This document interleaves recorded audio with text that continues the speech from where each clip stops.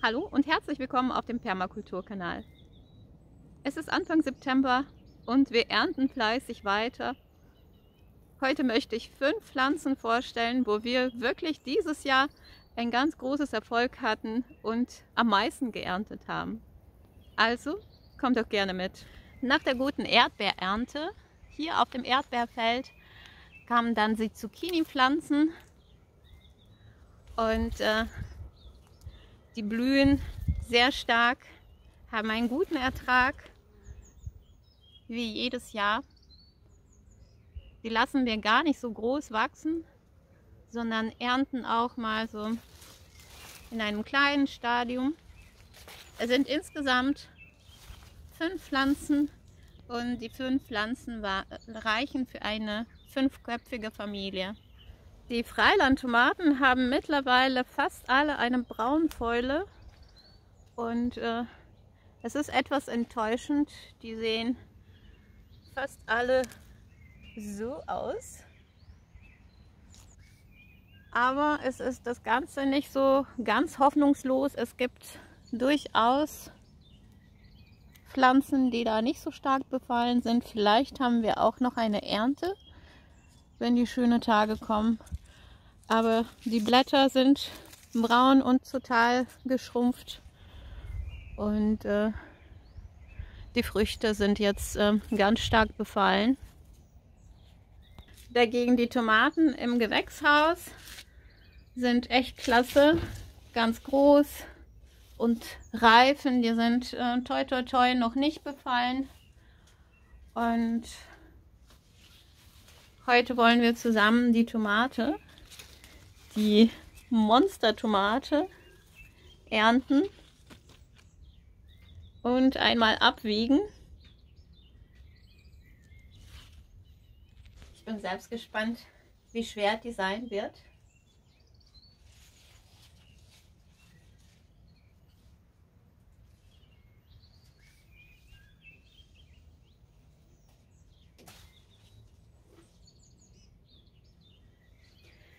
Hier werde ich tatsächlich die Samen alle auskratzen und nächstes Jahr damit experimentieren.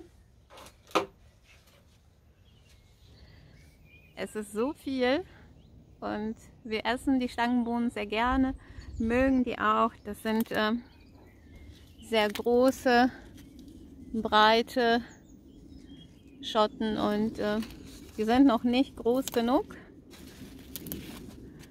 Fangen erst an. Aber wie viele das sein werden, kann man an den Blüten sehen. Also das ist eine Ressource, die uns noch nie stehen gelassen hat. Und die Gurkenernte war dieses Jahr auch ziemlich groß. Es waren sehr, sehr viele von der Gurkenkiste, die wir im Winter gebaut haben. Jetzt ist die Ernte fast vorbei. Es sind vereinzelt noch welche da. Und die Blätter sind welk, aber so einige kleine Gürkchen werden noch wachsen. Außerdem darf man nicht vergessen, auch 1, 2 Gurken als Saatgut zu lassen. Hier ist eine ganz große Gurke, die einfach vergessen wurde, die wächst jetzt als Saatgut. Eine weitere Pflanze, die mich sehr überrascht hat dieses Jahr und die sehr schmackhaft ist und wächst immer wieder weiter nach, das ist der Baumspinat.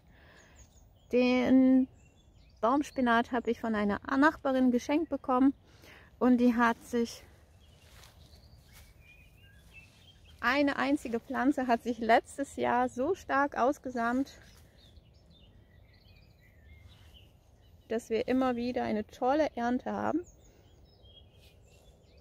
Der Geschmack ist so ungefähr wie bei der Melde, ganz mild. Und für die Gemüsepfanne oder Gemüsestrudel ist das richtig hervorragend. Der Baumspinat steht neben den Freilandtomaten, die sehr, sehr traurig aussehen, aber wenigstens etwas. Und Mangold darf nicht unerwähnt bleiben. Unser ewiges Mangoldbeet das ist auch ein Kreislauf. Dieser Kreislauf funktioniert schon über mehrere Jahre und jedes Jahr ist es immer eine Überraschung, wie viel Ernte haben wir von einzelnen Pflanzen auf dem Mangoldbeet, den wir gar nicht umgraben, gar nicht bestellen. Irgendwie Aussaat passiert auch von alleine, weil da eine Pflanze, eine alte Pflanze, die verblüht ist, selbst sich aussamt. Das zeige ich mal. Und so sieht momentan das Mangoldbeet aus. Die riesengroßen Blätter, das ist der Meerrettich, der sich auch hier etabliert hat. Und wenn man regelmäßig jede Woche, also zweimal der Woche abpflückt, kommen immer wieder neue zarte Blätter dazu. Hier ist eine blühende Pflanze und hier sieht man so ein Befall, so ein Pilzbefall, glaube ich, ist das, wenn die Blätter viel Feuchtigkeit abbekommen haben. Die muss man einfach entfernen, kompostieren und die Pflanze treibt immer wieder weiter aus. Das mache ich gleich auch. Ich werde alle befallenen Blätter entfernen und nächste Woche geht die Ernte dann einfach weiter bis Mitte Oktober. Also bis die richtige Kälte kommt, treiben die Mangoldpflanzen immer wieder weiter aus.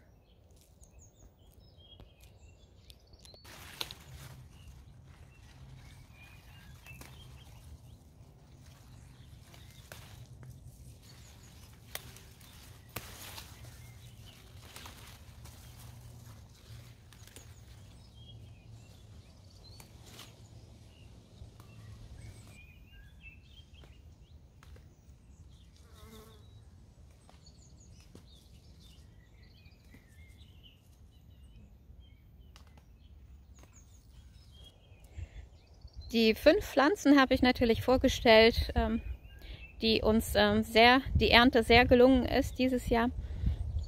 Es gibt natürlich viel mehr, zum Beispiel das Ölkürbis-Experiment. Da bin ich sehr glücklich über die Ölkürbisse, die dieses Jahr gewachsen sind. Und ganz interessant, wir befüllen jedes Jahr die Kiste randvoll. Also bis hierhin war die Erde und das, was kompostiert wurde. Und die Erde ist bis zur Hälfte zusammengefallen. Also dieser Kompostierungsprozess war so gut, dass es alles verstoffwechselt wurde. Auch eine ganz tolle Beobachtung. Und dieses Jahr möchte ich ganz gerne nicht mehr die Erde komplett rausnehmen. Das ist sehr zeit- und kraftintensiv, sondern so das, was kompostiert werden muss, wird nach der Ernte oben drauf kommen. Und darauf kommt so eine kleine Schicht Humus. Und zum Frühjahr ist dann das Hochbeet einfach fertig. Auch eine große Pflaumenernte haben wir dieses Jahr. Ich möchte tatsächlich die Pflaumen einfrieren und ein wenig Pflaumenmus einkochen. Das Mangold ist natürlich nicht nur im ewigen Mangoldbeet, sondern temporär, so zwischendurch, sind das Beete, die Beete, die bewachsen sind. Und hier hat der Mangold sich auch von alleine ausgesamt und darf auch sich ausbreiten. Und ja, wenn Unkraut gejätet ist und kompostiert wurde, kann man sehen, dass zum Beispiel weiter die rote Beete sitzt und noch ein Stückchen weiter dann das Erdbeerfeld ist und einige Zucchini-Pflanzen noch tragen. Also es ist eine Augenweide. Momentan ist es nicht nur die Ernte, sondern auch die ganzen Insekten, die hier überall rumfliegen. Und wenn das Wetter erlaubt, ist es ein ja, ganz toller Erholungsparadies. Neben dem Mangold ist noch eine Pflanze, das ist die Amaranthpflanze, die sich überall im Garten sich ausgebreitet hat. Und das ist auch eine weitere Ressource, die wir sehr intensiv abernten. Amaranthgrün benutze ich für einen Gemüsestrudel oder für eine Gemüsepfanne. Als Suppengrün könnte man Amaranth trocknen, so die grünen Blätter. Und wenn Amaranth in die Blüte geht, sieht es auch ganz interessant aus. Das sind kleine Wedelchen in Rot, auch in Grün, unterschiedlich. Es gibt auch Amaranth mit roten Blättern und die Samenkapseln sind auch sehr winzig, sind auch sehr, sehr schwer zu ernten. Es gibt verschiedene Methoden und Siebtrommeln, die für Amaranthbearbeitung dann sich eignen. Auf jeden Fall, hier haben wir oben das Grüne abgeerntet und natürlich verzweigt sich dann die Pflanze und bildet auch ganz viele Seitentriebe, die werden auch viel blühen und auch ganz viele Samenkapseln bis Oktober bilden. Man lässt die Pflanze entweder von alleine sich aussamen oder man erntet auch das Getreide. Und am besten klappt natürlich eine Kombination zwischen Dauerkulturen, wie zum Beispiel hier als Beispiel eine Hagebuttepflanze. Daneben ist ein Apfelbaum und eine Pflaume. Hier ist eine Topinambur-Dauerstelle. Und natürlich so wie Hochbeete oder irgendwelche Beete mit rote Beete, Zwiebeln, die dann jedes Jahr eingepflanzt werden. Die Dauerkulturen gelingen meistens dann auch und bringen eine große Ernte, wie Hagebutte als Tee oder Marmelade. Aus dem Apfel kann man eine ganze Menge machen. Und hier sind sogar 2 Apfelbäume, die stehen eng beieinander. Ein später Apfel und einer, der jetzt reift. Der späte wird sogar gelagert und da kann man von Apfelessig bis Apfelpektin, Marmeladen, gedörrte Apfelringe, alles Mögliche machen. Das ist auch eine große Ressource. Die weitere Dauerkultur ist der Wein und jetzt sind wir am Ernten gerade und Moment, tada, das ist eine große, üppige Ernte dieses Jahr.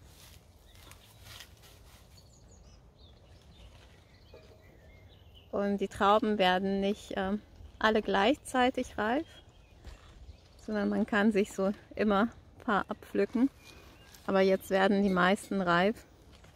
Man kann ja für die Lagerung so als Traubenkompott,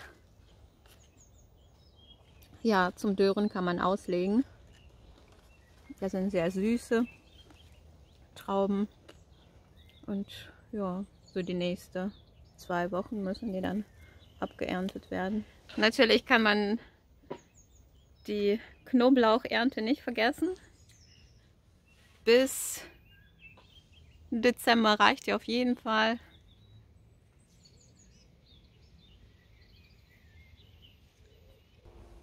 Angekommen zu Hause möchte ich dir einmal zeigen, wie einfach ist es, Saatgut aus eigenen Tomaten zu gewinnen. Und ja, die große Tomate, die möchte ich natürlich davon das Saatgut behalten. Ich schneide die in kleine Stücke, reinige die Tomatensamen und lege die aus zum Trocknen und nächstes Jahr sind die einfach keimfähig und die 10 Jahre darauf die Tomate an sich werden wir verspeisen und die ist bestimmt sehr köstlich. Ja, das machen wir jetzt zusammen einfach. Ich habe ein altes Tuch ausgebreitet, schneide die Tomate in Scheiben und hier kann man schon sehen, die ist ein bisschen dann auch von unten ja, angegammelt gewesen. Das macht aber nichts. Der Rest der Tomate ist absolut in Ordnung, auch zum Essen.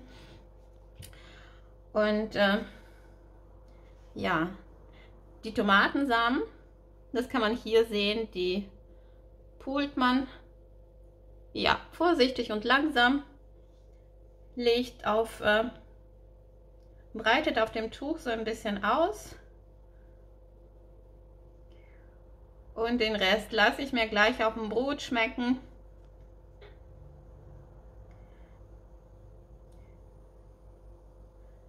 So. Und natürlich beschenke ich sehr, sehr gerne mit Saatgut meine Nachbarn, Freunde und Verwandten.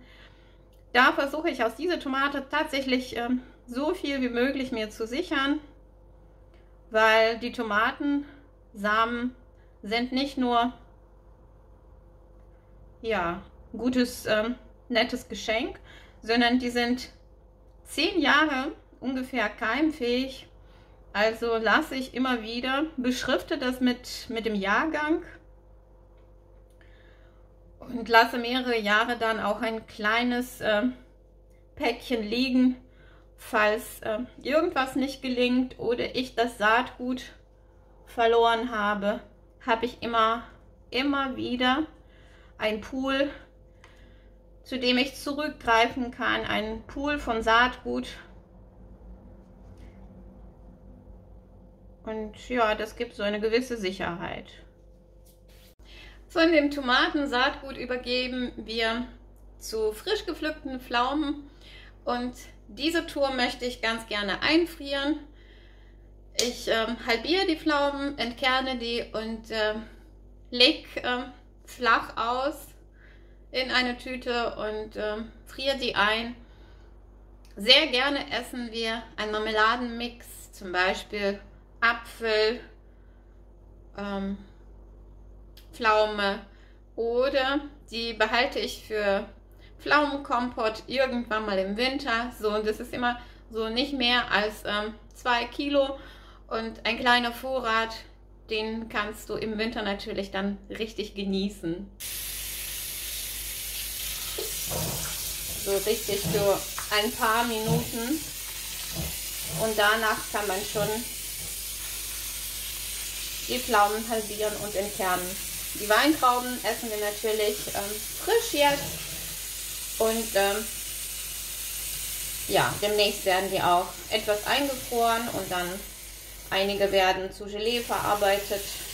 Am liebsten friere ich die Vorräte natürlich in den Gläser ein, aber jetzt dadurch, dass wir ganz viele Einmachgläser dann verwenden für Marmeladen oder Tomatensoßen, habe ich ja nur ein paar. Das ist auch eine Möglichkeit, die Vorräte einzufrieren. Ja, und für heute eigentlich aus der Küche und aus dem Garten alles. Und möchtest du meine Experimente weiter mitverfolgen, dann abonniere gerne den Kanal. Für heute verabschiede ich mich und sage Tschüss und bis zum nächsten Video. Ach, Daumen nach oben kannst du mir auch geben und natürlich den Kanal abonnieren.